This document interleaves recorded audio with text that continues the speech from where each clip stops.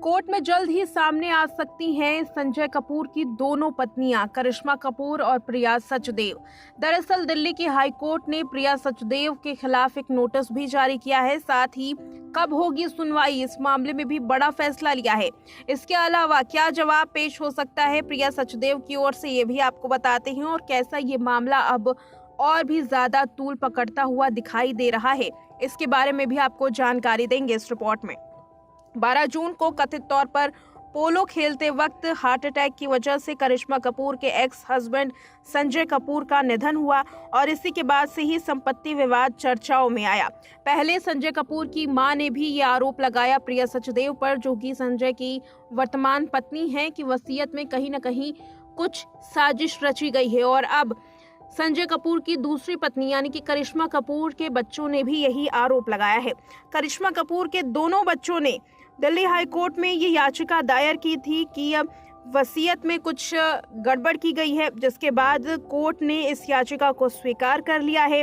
इस याचिका में दिवंगत पिता और बिजनेसमैन संजय कपूर की कथित वसीयत को चुनौती दी गई है। अदालत ने संजय कपूर की वर्तमान पत्नी प्रिया सचदेव को नोटिस भी जारी किया है और उन्हें 12 जून तक अपनी जानकारी में मौजूद सभी चल और अचल संपत्तियों की विस्तृत सूची के साथ जवाब देने के लिए कहा है। मामले में अगली सुनवाई 9 अक्टूबर को निर्धारित है, यानी कि कोर्ट अब 9 अक्टूबर को करिश्मा कपूर के बच्चों की याचिका पर सुनवाई करेगा, जहां दोनों परिवार आमने सामने आ सकता है। इस मामले में आपको बता दें कि आखिर डिफेंस की ओर से यानी कि प्रिया सचदेव के वकील की ओर से क्या जवाब आ सकता है, इसको लेकर के भी एक दावा किया गया है। संजय कपूर ने करिश्मा कपूर से अपने दोनों बच्चों को पहले ही तोहफे के तौर पर 14 करोड़ रुपए का बॉन्ड दिया है, जिससे हर महीने दोनों ही बच्चों को 10-10 लाख रुपए दिए जाते हैं। करिश्मा कपूर की शादी से संजय कपूर को 2 बच्चे, बेटा कियान और बेटी समायरा है। साल की शुरुआत में ANI की रिपोर्ट ये बताती है कि ये तलाक के दौरान संजय कपूर ने अपने बच्चों को 14 करोड़ रुपए का बॉन्ड खरीद कर दिया था, जिसके ब्याज में दोनों ही बच्चों के नाम 10-10 लाख रुपए दिए जाते हैं। और अब यही डिफेंस की ओर से कोर्ट में जवाब दिया जा सकता है। हालांकि इसमें जालसाजी का आरोप लगाया गया है। करिश्मा कपूर के बच्चों ने अपने दिवंगत पिता संजय कपूर की संपत्ति में हिस्सेदारी की मांग को लेकर दिल्ली हाई कोर्ट में याचिका दायर की। अपनी याचिका में बच्चों ने कहा कि उनकी सौतेली मां प्रिया सचदेव ने संजय कपूर की वसीयत में जालसाजी की है। उन्होंने दलील दी कि उनके पिता द्वारा कथित तौर पर बनाई गई वसीयत कानूनी और वैध दस्तावेज नहीं है, बल्कि जाली और मनगढ़ंत है। उन्होंने तर्क ये भी दिया कि इसी कारण ना तो कथित वसीयत की मूल प्रति उन्हें मिली है और ना ही कोई कॉपी उन्हें दी गई है।